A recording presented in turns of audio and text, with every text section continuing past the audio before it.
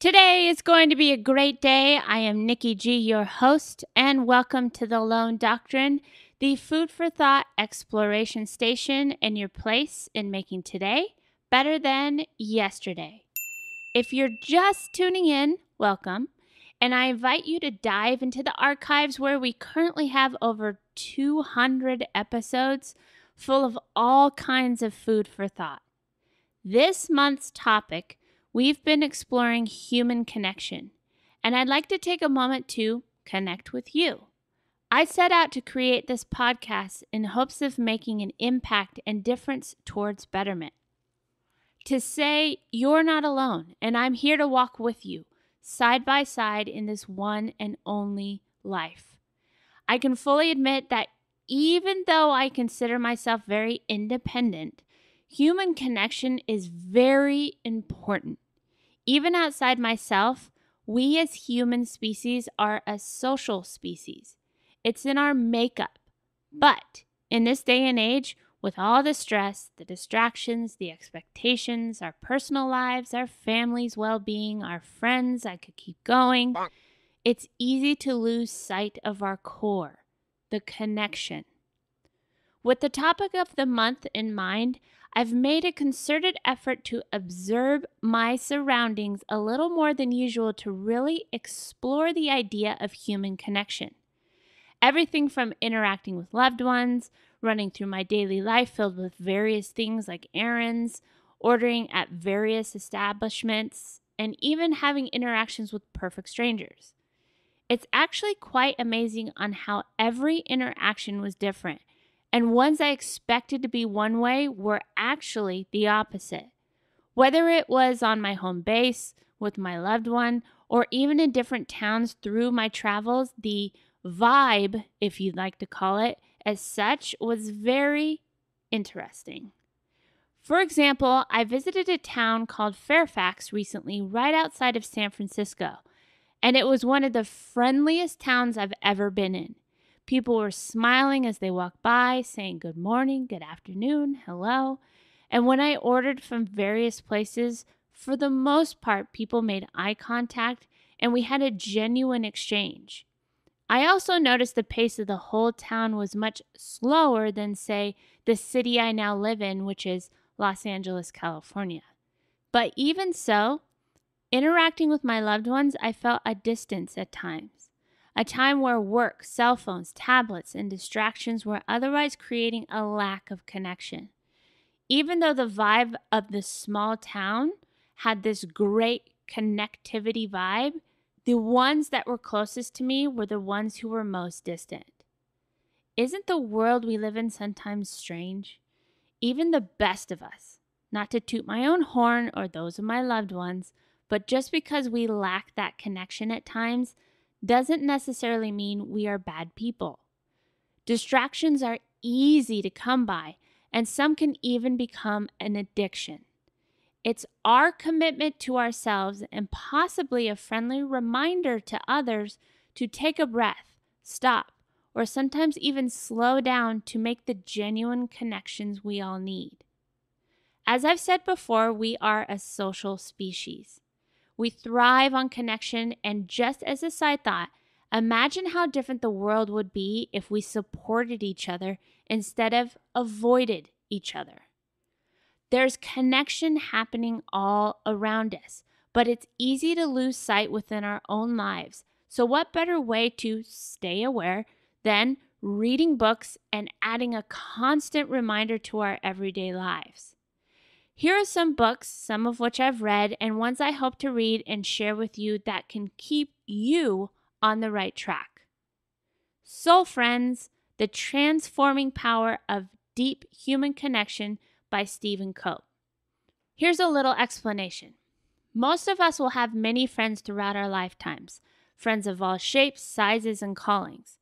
Many of these are wonderful, meaningful friendships. Some are difficult, but some magic few of these are connections that have gone right to our soul. These 5 or 7 or 10 friendships have been powerful keys to determining who we have become and who we will become. These are the people I call soul friends. Stephen Cope has spent decades investigating and writing about the integration of body, mind, and spirit and the rich complexity of our relationships with others and with ourselves. Perhaps the central truth that arises from his work is this: human beings are universally wired for one thing: vital connection with one another.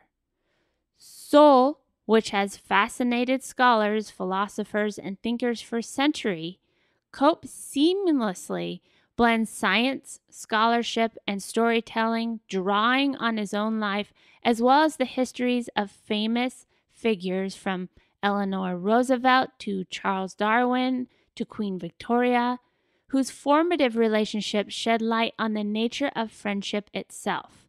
In his exploration, he distills human mirroring, identification, and conscious partnership.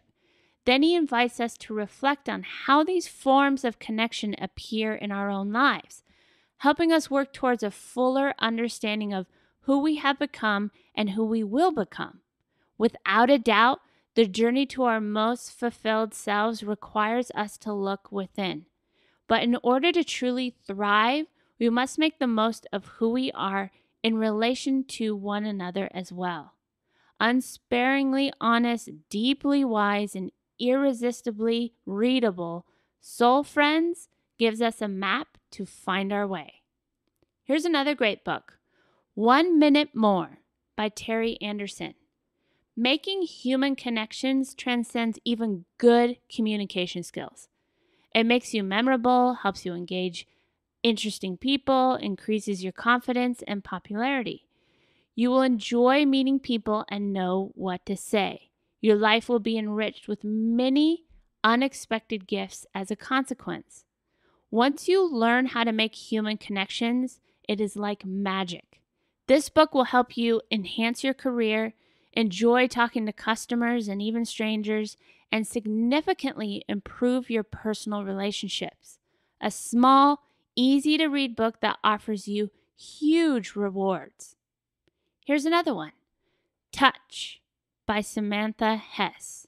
I have not read this one yet, but if you do, please share with me. You can find me on social media at Lone Doctrine, and I would love to hear what you have to say about any of these books or books I haven't mentioned. Let us know your thoughts. You can find all the links at lonedoctrine.com. Now, Touch by Samantha Hess. Technology allows us to communicate across vast distances, but something is lost in translation. Busy lives result in neglected relationships and patterns of behavior that discourage intimacy. Touch, the power of human connection, illustrates 19 positions designed to bring you closer to people you value and achieve true fulfillment. More importantly, Touch reveals the science behind cuddling and why is it such a fundamental need. While no book guarantees happiness, Touch comes awfully close. This book shows you how to improve your health, boost your personal energy, strengthen your relationships, satisfy your partner, and approach life with confidence. Samantha Hess created a work of astonishing power and grace. And the last one I'll mention today is Reading People by Anne Bogle. If the viral BuzzFeed-style personality quizzes are an indication, we are collectively obsessed with the idea of defining and knowing ourselves and a unique place in the world. But what we're finding is this: knowing which Harry Potter character you are is easy, but actually knowing yourself isn't as simple as just checking a few boxes on an online quiz.